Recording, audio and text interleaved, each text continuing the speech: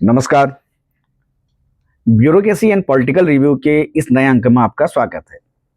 हम बात करेंगे उत्तर प्रदेश में होने वाले ब्यूरोक्रेटिक रिसफलिंग को लेके। माना जा रहा है कि राज्य में अब जल्दी एक बड़े स्तर पर अफसरों के तबादले हो सकते हैं। आईएएस अफसर हो सकते हैं, डीएम हैं या जिलाधिकारी जो हैं, और उसके अलावा जो कमिश्नर में तैनात कमिश्नर हैं, आयुक्त हैं, उस स्तर पर बड़े स्तर पर तबादले होंगे। क्योंकि राज्य में जो प्रमुख स्तर के प्रमुख सचिव स्तर के जो अफसर हैं उनके, या अपर मुख्य सचिव स्तर के जो अफसर हैं उनके, कई ऐसे विभाग हैं जिनके विभाग के मंत्रियों के साथ पटरी नहीं खा रही है। मंत्री कई बार मुख्यमंत्री से उनको उन अफसरों को लेकर शिकायत भी कर चुके हैं कि वो सुन नहीं रहे हैं, वो काम नहीं कर रहे हैं। हाल में एक बैठक का जिक्र हुआ था। उस जिक्र में मंत्री ने सरेआम मुख्यमंत्री से कहा था कि राज्य में जो उनके विभाग के प्रमुख सचिव हैं, वो खासतौर पर अमृत अभिजात जी को लेके था कि वो उनके फोन तक नहीं उठाते हैं। तो मुख्यमंत्री ने कहा कि आप फोन करिए उनको, तो उन्होंने कहा कि प्रोटोकॉल की वजह से फोन को बाहर ही रख दिया गया। तो ये एक उदाहरण है। तो ऐसे बहुत सारे उदाहरण राज्य में देखने को मिले हैं। इवन संगठन की तरफ से भी मुख्यमंत्री को कई बार बहुत सारी चीजों को लेकर शिकायतें की गई हैं। तो ये माना जा रहा है कि जो प्रमुख सचिव स्तर के या अपर मुख्य सचिव स्तर के जो अफसर अभी तक मनमानी तरह से काम कर रहे हैं, जिनको लग रहा है कि राज्य में जो सत्ता है वो पूरी तरह से ब्यूरोक्रेसी के हाथ में है, तो शायद उसको तोड़ने की कोशिश राज्य के मुख्यमंत्री योगी आदित्यनाथ और जो नौकरशाही के प्रमुख हैं मुख्य सचिव, जो अभी हाल फिलहाल में छुट्टी पे गए हैं अपने हेल्थ इश्यूज को लेके, तो वो जैसे ही आ जाएंगे तो उसके बाद माना जा रहा है कि बड़े स्तर पर तबादले होंगे।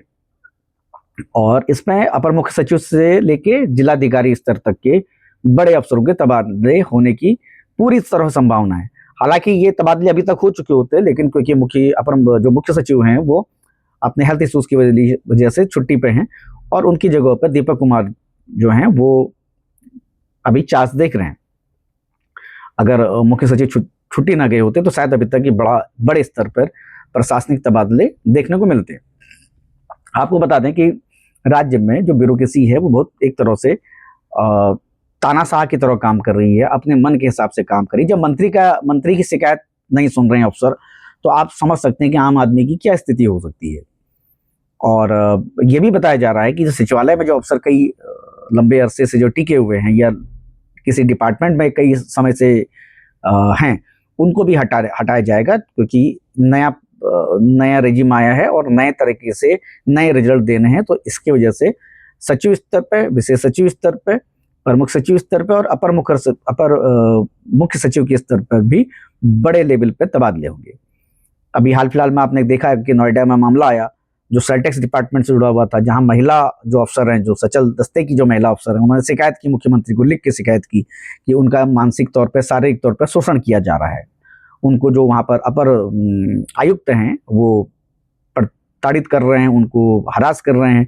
तो ये भी माना जा रहा है कि इस प्रकार के जिन अफसरों के खिलाफ रिटर्न तौर पर शिकायत मिली है, उनके खिलाफ भी कार्रवाई की जाएगी, उनको भी सेंटिंग पोजीशन पे रखा जाएगा। इसके अलावा जो अफसर मंत्रियों के साथ अभी तक बैलेंस, अपने सामंजस्य नहीं बिठा पाए हैं, या वो जो मंत्रियों की सुन नहीं रहे, अपने विभाग के मंत्रियों की नहीं सुन रहे हैं, उनको लेके भी मुख्यमंत्री के पास बहुत सारी शिकायतें हैं। और उन शिकायतों को देखते हुए ये बड़ा फैसला आने वाले समय में किया जाएगा। जो आपको मैं 2-3 उदाहरण के तौर पर बताता हूँ। जैसे राज्य में पावर मिनिस्टर, हमारे ऊर्जा मंत्री हैं AK शर्मा, वो खुद आईएएस रह चुके हैं, वो गुजरात कैडर के आईएएस रह चुके हैं। अब वो आईएएस होने के बाद भी अब ये स्थिति है कि जो राज्य में उनसे बहुत जूनियर आईएएस अफसर हैं, जो विभाग के अध्यक्ष के पद पे हैं, पावर कॉर्पोरेशन के अध्यक्ष पद पे हैं, आशीष गोयल, वो उनकी नहीं सुन रहे हैं। वो उनकी कार्यप्रणाली जो है वो मंत्री जी को पसंद नहीं है। मंत्री जी कुछ और चाहते हैं, वो कुछ और करते हैं। मंत्री जी के बहुत सारी फाइलों को वो इग्नोर कर देते हैं। मंत्री जी के बहुत सारे आदेशों को वो दरकिनार कर देते हैं। उनके बहुत सारे रिकमेंडेशंस को वो दरकिनार कर देते हैं। तो इस बात को लेके उनमें बड़ी नाराजगी है। उनका ये कहना है कि मैं जितना रिजल्ट दे सकता था उतना रिजल्ट मैं नहीं दे पा रहा हूँ, क्योंकि मुझे अफसरों का सपोर्ट नहीं मिल रहा है। जबकि AK शर्मा साहब जो है वो खुद आईएएस रह चुके हैं। तो आप समझ सकते हैं कि एक सीनियर आईएएस अफसर जो बाद में मंत्री बन गया, उसके भी अफसर नहीं सुन रहे हैं, तो कुछ ना कुछ ब्यूरोक्रेसी में कुछ ना कुछ ऐसी दिक्कत है जिसकी वजह से राज्य में सरकार के काम बहुत अच्छे तरीके से नहीं हो रहे हैं। दूसरे मंत्री हैं नंदगोपाल नंदी, जो विवादित मंत्री माने जाते हैं, कब क्या कहते हैं कोई भरोसा नहीं उनका। उनके बारे में भी यही कहा जा रहा है कि उन्होंने भी अपने विभाग के अफसरों की शिकायत मुख्यमंत्री को की है। उनका यह कहना है कि विभाग के अफसरों को सपोर्ट ही नहीं कर रहे। उनका यह भी कहना है कि जो ये जो डिपार्टमेंट के लोग हैं, उनके जिस प्रकार के वो एजेंडा चाहते हैं, जिस प्रकार के वो चाहते हैं कि राज्य सरकार में अच्छे काम हो, उस प्रकार के कामों के लिए वो अड़ंगा लगा रहे हैं। तो ये तो 2-3 एग्जाम्पल हैं जो मैं आपको बता रहा हूं। इसके अलावा बहुत सारे मंत्रियों ने शिकायत की है और मुख्यमंत्री के पास बहुत सारे मंत्रियों को लेके भी शिकायत है कि मंत्रियों का किस प्रकार से व्यवहार है। बहुत सारे ऐसे मंत्री हैं जो अपने पावर, अपने सत्ता का दुरुपयोग कर रहे हैं, उसकी भी शिकायतें संगठन के जरिए और वरिष्ठ अफसरों के जरिए, जो आईएएस लॉबी है उसके जरिए भी मुख्यमंत्री के पास पहुंच रही हैं कि जो अपनी पावर का मिसयूज कर रहे हैं। तो ये भी माना जा रहा है कि एक बार ब्यूरोक्रेटिक रिसफलिंग होने के बाद आने वाले समय में मंत्री स्तर पर भी कुछ बदलाव हों।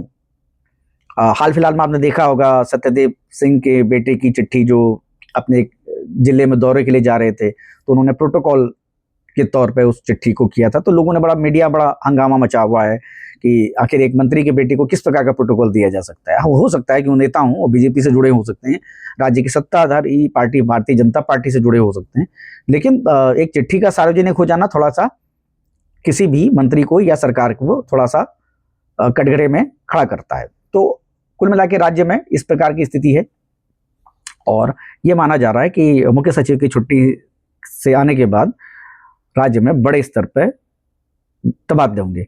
कई जिलाधिकारी ऐसे हैं जो अच्छा काम नहीं कर रहे हैं, कई ऐसे आयुक्त हैं जो कमिश्नरी में बैठे हुए हैं लेकिन बहुत अच्छा रिजल्ट नहीं दे पा रहे हैं। तो यह भी माना जा रहा है कि उनको भी सचिवालय में लाया जाएगा, कोई सेंटिंग पोजीशन पर लाया जाएगा। जो जिलों में अच्छा काम कर रहे हैं या जो कमिश्नर लेवल पर अच्छा काम कर रहे हैं, उनको ये संभावना है कि अगर वो सीनियर हैं तो प्रमुख सचिव स्तर पर, अगर वो जूनियर अफसर हैं तो उनको सेक्रेटरी के स्तर पर सचिवालय में लाके बड़ी जिम्मेदारी दी जा सकती है।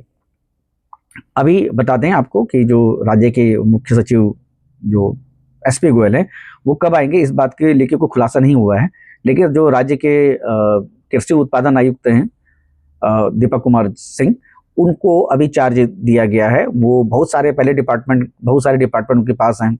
उनके पास कोऑर्डिनेशन का है, वो पिकअप के चेयरमैन भी हैं, यूपीडा के चेयरमैन भी हैं, यूपी डास के भी चेयरमैन हैं। उसके अलावा उनके पापास एग्रीकल्चर जैसा बड़ा डिपार्टमेंट, कृषि उत्पादन जैसा बड़ा डिपार्टमेंट है, जिसके अंदर बहुत सारे करीब 16-17 डिपार्टमेंट आते हैं।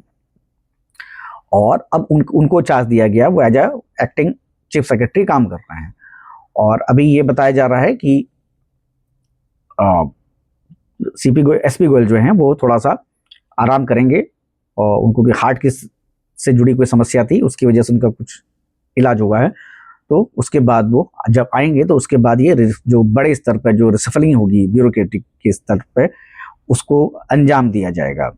आपको बता दें कि एसपी गोयल को राज्य सरकार ने 31 जुलाई को नियुक्त किया था। उससे पहले मनोज कुमार सिंह जो थे वो राज्य के मुख्य सचिव थे और उस वक्त बहुत कयास लग रहे थे कि मनोज कुमार सिंह को एक्सटेंशन मिल जाएगा, क्योंकि उससे पहले जो मुख्य सचिव थे दुर्गाशंकर मिश्रा जी, उनको कई बार एक्सटेंशन मिला। वो रिटायरमेंट के दिन ही उत्तर प्रदेश के मुख्य सचिव बने, तो ये उम्मीद की जा रही थी। लेकिन बहुत सारी अफवाहों की अगर हम बात करते हैं तो बहुत सारी अफवाह ऐसी थी कि केंद्र सरकार ने राज्य सरकार की नहीं सुनी, जिसके कारण मनोज कुमार सिंह का एक्सटेंशन नहीं हुआ और उसके बाद राज्य में एसपी गोयल की नियुक्ति केंद्र सरकार के कहने पर हुई और केंद्र 31 तारीख को फिर एसपी गोयल ने राज्य के मुख्य सचिव का चार्ज लिया। तो ब्यूरोक्रेसी से जुड़ी, उत्तर प्रदेश की ब्यूरोक्रेसी से जुड़ी ये खबर थी और अगले अंक में फिर आप लोगों से मुलाकात होगी। हमारे चैनल को सब्सक्राइब करें, लाइक करें और इसको अपने दोस्तों में और मित्रों में शेयर करें। अगले अंक में फिर आपसे मुलाकात होगी, तब तक के लिए नमस्कार।